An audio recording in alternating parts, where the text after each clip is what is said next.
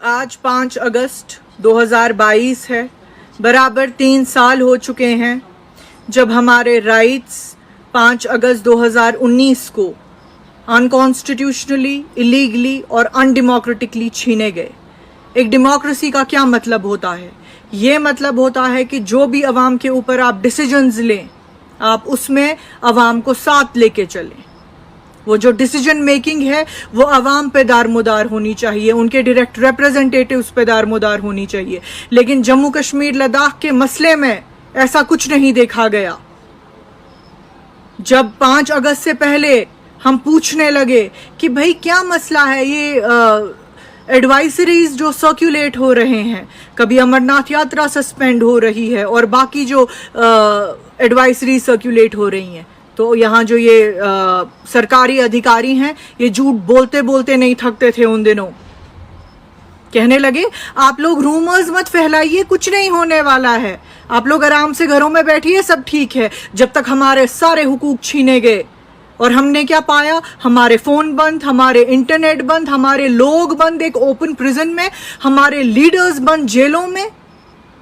किसी कश्मीरी, किसी जम्मू के या किसी लद्दाख के भाई की पार्टिसिपेशन नहीं थी उस डिसीजन में। और फिर ये हर जगह डिंडोरा पीटते रहे कि कश्मीरी खुश है। कश्मीरी किस बात से खुश होता? कि उसका मुंह बंद कर दिया गया था, उसके हकूक छीन लिए गए थे, उसको एक सेकंड क्लास सिटीजन की तरह ट्रीट किया जा रहा था।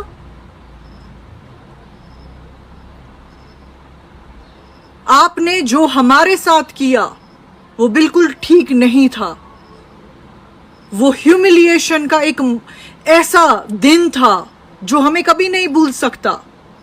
वो रात इतनी खौफनाक थी कि मुझे कभी नहीं भूल सकती। किस तरह झूठ पे झूठ बोले गए।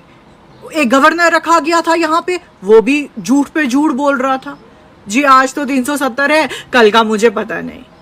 कोई मजाक समझ के रखा था आप लोगों ने कश्मीरी अवाम को, जम्मू की अवाम को, लद्दाख की अवाम को।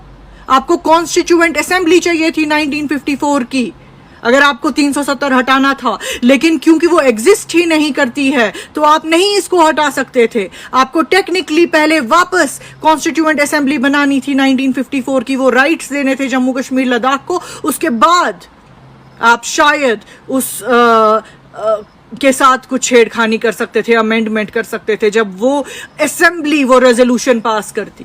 आपने तो ये इलीगल डिसीजंस लिए, अनडेमोक्रेटिक लिए, अनकॉन्स्टिट्यूशनल लिए। इसमें कितने लूप होल्स है? अब दुनिया में जाके डिफेंड करते हैं, उसका मतलब ये नहीं है। हम एक छोटी सी पॉपुलेशन है। आप क्या मैं कहूं, इतनी छोटी पॉपुलेशन है, लेकिन फिर भी कश्मीरियों ने इतने मुश्किल हालात से जो ये कई सारे साल गुजारे हैं, तकरीबन 30-35 साल, उन्होंने हिम्मत नहीं हारी है। क्योंकि हमें यकीन है अल्लाह में और वही हमारी मदद करेगा इंशाअल्लाह। हमें जी बड़ी बड़ी बातें कही गई। हमें कहा गया अब नया कश्मीर बनेगा। हमें कहा गया अब जी लाखों लोग नौकरी लगेंगे। हमें कहा गया अब जी आ रहे हैं फॉरेन इन्वेस्टमेंट्स, बड़े बड़े 2-2 हजार करोड़ के मॉल बनेंगे यहाँ। हर कश्मीरी अब करोड़पति अरबपति बनेगा यहाँ। एक काम आप लोग जरा मुझे दिखाएं जो आपने किया है। एक अस्पताल, एक यूनिवर्सिटी, एक स्कूल, एक ब्रिज किया क्या है आपने? आज आप हमारी सड़कों का हाल देखिए। आपने उन डिसीजन से हमें 10 साल नहीं, 20 साल नहीं, 100 साल पीछे लिया है। और उसके ऊपर जो हमारी इंसल्ट हुई फील पूरे कौम को, जम्मू के इंसान को, कश्मीर के इंसान को, लद्दाख के इंसान को, कौमों के साथ इस तरह ट्रीटमेंट नहीं किया जाता। अगर आप कहते हैं Jammu Kashmir is an integral part of India, तो फिर आपको ट्रीट भी वैसे ही करना चाहिए था। आपने इतना स्टेप मदरली ट्रीटमेंट दिया और उसके बाद आप बड़े बड़े दावे करते थे कि जो कश्मीर में कभी नहीं हुआ वो अब होगा। हाँ, वो अब हो रहा है जो कश्मीर में कभी नहीं हुआ। बेरोजगारी का फ्लड आ चुका है, गुर्बत का फ्लड आ चुका है, मुसीबतों का फ्लड आ चुका है। आप हमें पिछले 35 साल से बोल रही है यहाँ 200 मिलिटेंट बचे हैं। अरे कभी तो कहिए 250 है या 150 है। 35 साल से वही बोल रहे हैं बार बार। बस जी 6 महीने में हम सब ठीक कर देंगे। अवाम के साथ जंग नहीं करती है सरकारें, अवाम को बिठाती है, बात करती है, पीसफुल मीन से मसलों को हल करती है। ये आयरन फिस्ट का इस्तेमाल नहीं होता है।